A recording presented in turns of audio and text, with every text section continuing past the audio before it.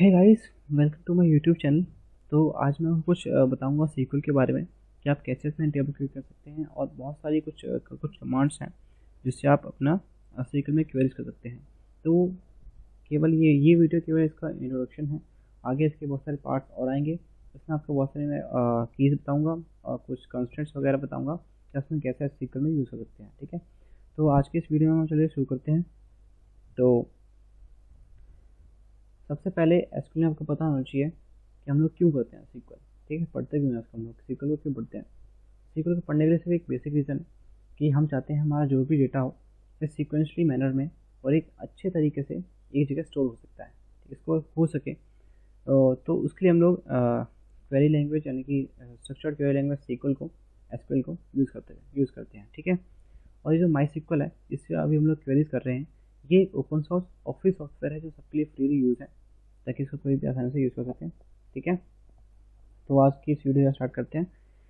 तो सबसे पहले आपको पता होना चाहिए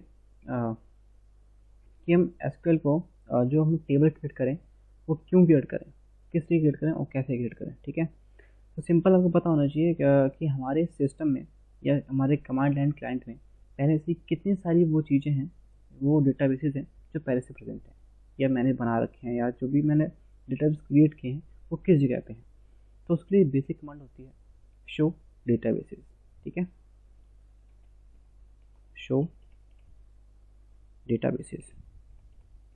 ठीक है, सेमीकोलन यानी कि आपकी क्वेरी पूरी हो चुकी है, अब इसके आगे आपको क्वेरी नहीं करनी है तो आपको तरीके से थोड़ा सा। ठीक है, तो यहाँ पे देखो ये सारे डेटाबेसेस मेरे सिस्टम में प्रेजेंट है जो मैंने बनाए हैं पहले भी और अभी जो भी सारे डेटाबेस में शो कर दिया। ठीक है, तो जो कमांड है डेटाबेस शो करने की, आपको देखना है कि आपके सिस्टम में कितने डेटाबेस प्रेजेंट है। You have to command write the command show databases. Done. If you want to create a new database तो आपको सिंपल एक कमांड यूज़ करनी है। क्योंकि मैं चाहता हूँ मैं अपनी जो भी टेबल क्रिएट करूँ उसके लिए मैं अपना डेटाबेस यूज़ करूँ। तो if you want to create a new database तो आपको कुछ नहीं करना है, आपको सिंपल कमांड यूज़ करनी है create database and database name. For example create database and database name. For example I created database which means इसका नाम मैं रखता हूँ प्री फॉर एग्जांपल। ठीक है, सेमीकोलन। तो आपको एक कुछ इसका बेसिक सिंटैक्स है वो थोड़ा सा देख लेना आप कि सेमीकोलन मतलब होता है कि आपकी क्वेरी यहाँ पे कंप्लीट हो चुकी है, इसके आगे आपको कोई क्वेरी नहीं करनी है। तो देन प्रेस एंटर, आपका एक नया डेटाबेस क्रिएट हो गया। ठीक है, अब आप क्या करोगे, अब आप उसी डेटाबेस को यूज़ करके उसी डेटाबेस के अंदर टेबल क्रिएट करोगे। क्यों, टेबल जो क्रिएट होगी उसको एक चीज़ चाहिए जहाँ पे वो स्टोर हो सके। तो वो चीज़ होती है हमारी डेटाबेस, जहाँ पे हमारी और इन्फॉर्मेशन जो भी टेबल की है वो स्टोर हो जाए। ठीक है, तो अब हम क्या करेंगे, हम अपने इसी डेटाबेस को यूज़ करते हुए अपनी एक नई टेबल क्रिएट करेंगे। तो सबसे पहले उसकी बता दूं मैं आपको, टेबल इसको आप यूज़ करके करना है क्योंकि आप टेबल को कहीं आपको स्टोर करना है। इस टेबल के जितने भी इसके इंसर्ट वैल्यूज़ हैं, जो भी डेटा है उसके अंदर का, वो आपको इसी एक जगह पे स्टोर करना है। तो उसके लिए आपको एक चाहिए होगा डेटाबेस के लिए। तो मैं क्या करूँगा, सबसे पहले इसी डेटाबेस को यूज़ करते हुए अपनी टेबल क्रिएट करूँगा। देखो कैसे क्रिएट करते हैं टेबल एसक्यूएल में। तो मैं करूँगा एक कमांड लिखूँगा यूज़ डेटाबेस। आपको जो सा डेटाबेस यूज़ करना है आप उसमें क्रिएट यूज़ कर सकते हैं। फॉर एग्जांपल आपको जो पैरेट में डिफाइन कर रखे हैं या फिर जो आपने बनाया है उसको, तो मैंने जो अभी बनाया है मैं उसको यूज़ कर लेता हूँ पर।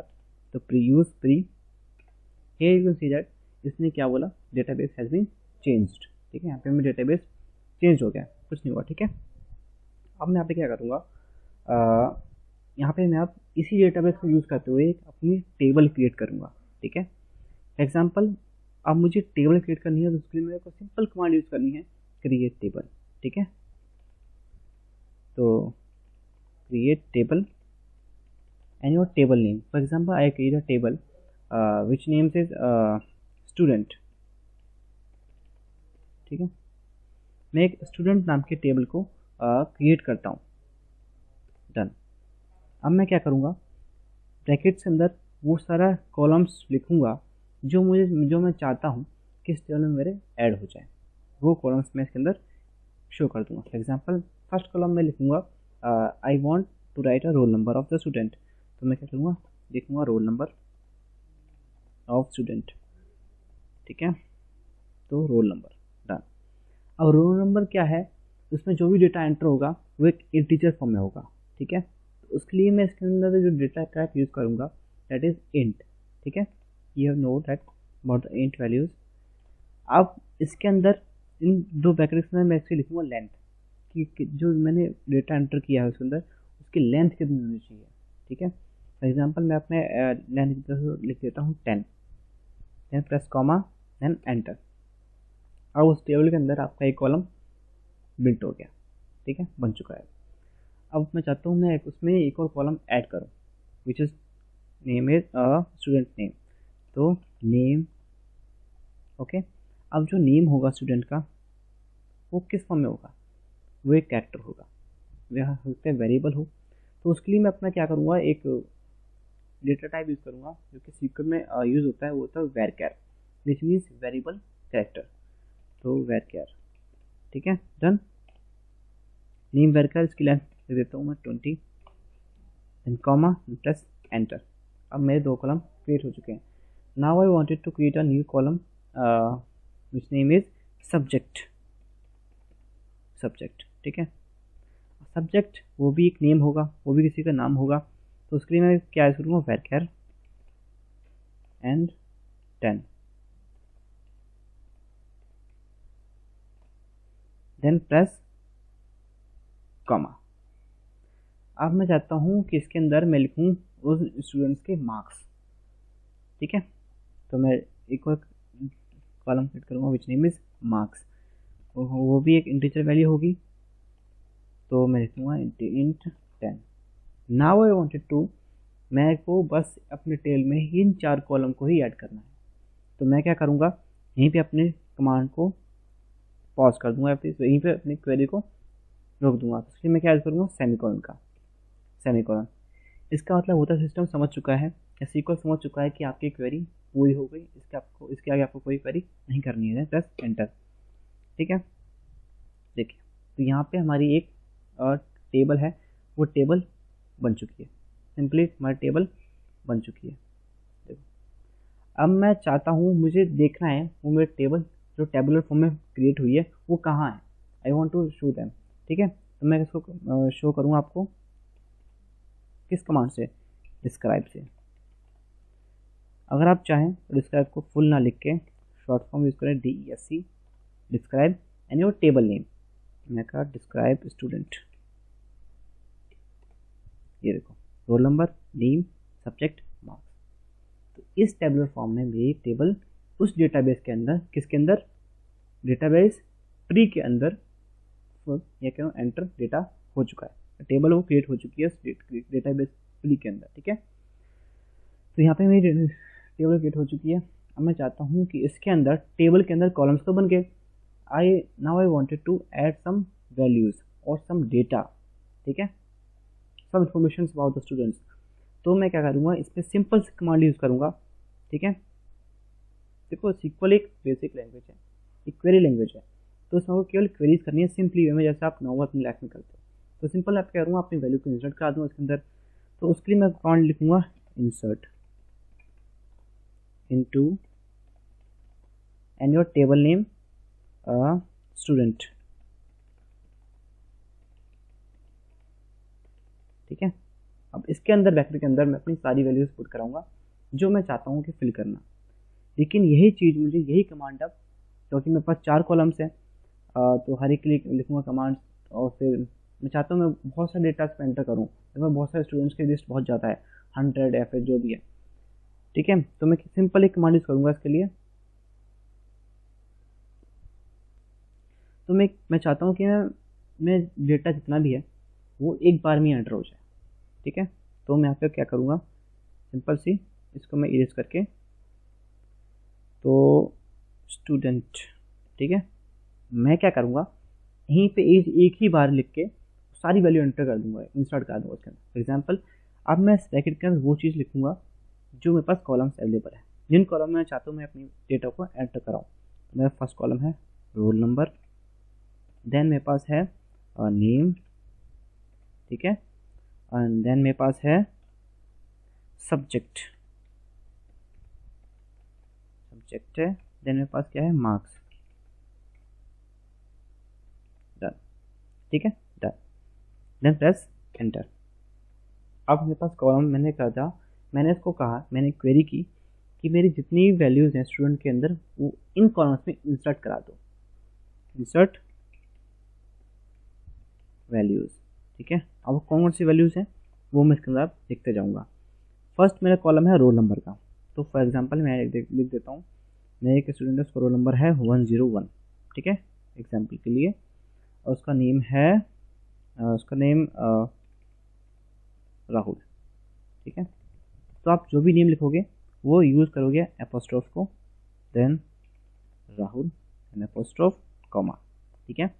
Next is column is subject लिख देता हूँ मैथ, ठीक है, डन।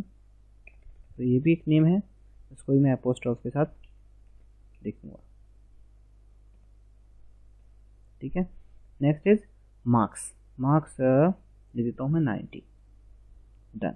ये मेरी एक रो की वैल्यू, एक रो डेटा हो चुका है, done. Then comma, then enter. नेक्स्ट मैं चाहता हूँ 102, ये रोल नंबर हो गया मेरा। नेक्स्ट इज, अब मैं एक और नाम ऐड करूँगा उसके लिए, तो मैं लिखूँगा अजय एग्जाम्पल के लिए, देन फिजिक्स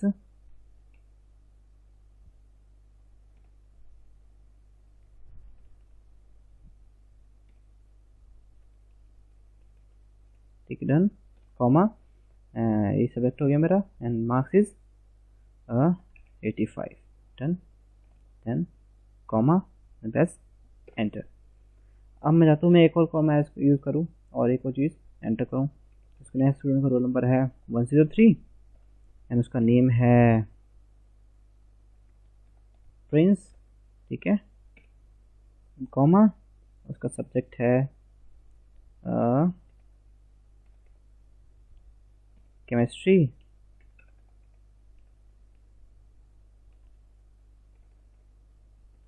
ठीक है, केमिस्ट्री,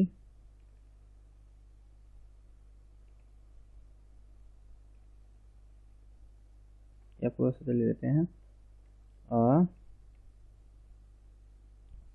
लेते हैं history,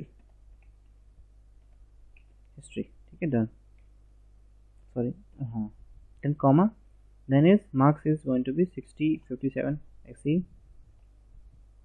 then press comma, then enter, then space, then यहाँ पे मैं अपना रोल नंबर ऐड करूँगा, फिर दोबारा से फिर मैं क्या करूँगा, नेम करूँगा ऐड, देन मैं एक को नाम ऐड करता हूँ इसमें कोई भी, एग्जांपल रोहित, सब्जेक्ट देता हूँ इसमें कुछ भी हिंदी,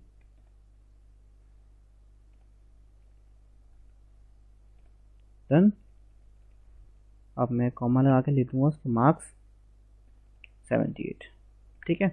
नाउ मैं चाहता हूँ मेरी कॉलम्स के रो नहीं हो जाए, बस मुझे इतनी ही वैल्यू को एंटर करना है, simple press semicolon then enter, ठीक है। Query is okay, four rows affected, ये टाइमिंग एग्जीक्यूट टाइमिंग है इसका, ठीक है, डन। अब मैं चाहता हूँ मुझे शो करो कि जो डेटा मेरा हुआ है एंटर वो कैसे हुआ है एंटर, मुझे बताओ। मैं चाहता हूँ देखना कि मैं टेबल देख ली किस कॉलम में है, लेकिन मैं चाहता हूँ अब इसको कैसे एंटर करना है, ठीक है। तो सिंपली मैं इसमें क्या करूँगा, एक कमांड यूज़ करूँगा, ध्यान से देखो, select star from your table name. मैं तो किस टेबल से मैं अपना स्टार सेलेक्ट कर सकता हूँ, देखो, स्टार्ट फ्रॉम टेबल नेम मतलब स्टूडेंट, ठीक है, एंटर। ये देखो जो भी मैं चाहता था डेटा मेरा उसमें एंटर हो जाए, वो देखो एंटर हो गया, देखो roll number, name, subject, marks, roll number 101 102 3 4 and there is name and there subject there is marks, ठीक है।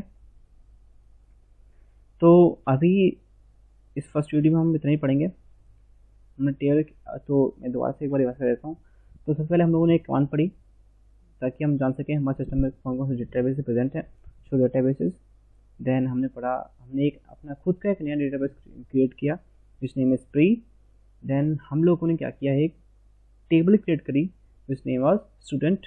देन फिर हमने उसमें उस टेबल के अंदर अपने कॉलम्स ऐड किए, 4 कॉलम्स थे। फिर मेरे को देखना था कि मेरी टेबल किस फॉर्मेट में इंट्रोड्यूस हुई, किस फॉर्मेट में, किस टेबुलर फॉर्म में मेरी डेटाबेस के अंदर एंटर हुई है। तो वो टेबुलर फॉर्म के लिए मैंने कमांड यूज़ की थी डिस्क्राइब स्टूडेंट, ठीक है। तो उसके शॉर्ट कमांड यूज़ की DESC स्टूडेंट, डिस्क्राइब स्टूडेंट। तो उसने मुझे क्वेरी करके बता दिया कि ये सब चीज़ें हैं जो प्रेजेंट है इसके अंदर। कौन सी चीज़ें, रोल नंबर जो कि इंट फॉर्म में है। नल मतलब इसमें जो लिखा है वो नल मतलब होता है या तो आपकी वैल्यू सिलेक्शन मिस है या तो उसकी कोई वैल्यू नहीं है, ठीक है।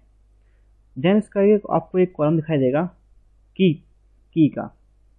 इसमें आपकी बहुत सारी कीज आती हैं, foreign keys, primary keys and reference keys. तो ये सब चीज़ें जो है ना हम नेक्स्ट लेक्चर में, नेक्स्ट वीडियो में पढ़ेंगे कि इसको हम लोग कैसे अप्लाई करें और कैसे यूज़ करते हैं, ठीक है। SQL के अंदर डिफ़ॉल्ट नल दिखा रहा है, ठीक है, एक्स्ट्रा कॉलम, ठीक है। फिर मैं चाहता था कि मैं इसमें अपनी कोई वैल्यूज़ को इंसर्ट कराऊँ, ठीक है। तो इंसर्ट कराने के लिए मैं सिंपल मैंने क्या किया, insert into student table name, और उसके बाद मैं उसके कॉलम्स नेम दे दिए। देन उसके बाद में जो भी डेटा था वो मैं धीरे धीरे करके इंसर्ट करते गया बाय रो, ठीक है। उसके बाद मैंने क्या किया, सिंपली इसमें कुछ नहीं किया, तो उसमें मैंने कुछ नहीं किया, बस जो फ्रेम को शो करना था कि मैंने जो डेटा एंटर किया है वो हुआ भी कि नहीं। तो मैंने एक कमांड यूज़ करी, सेलेक्ट स्टार फ्रॉम स्टूडेंट, ठीक है। इस कमांड को यूज़ करके मैंने देखा कि मेरा जो भी डेटा था वो इस टेबल में एंटर हो गया, यानी कि अब ये डेटा उस डेटाबेस प्री के अंदर स्टोर हो चुका था जो हम लोगों ने अभी क्रिएट किया। डन, ठीक है।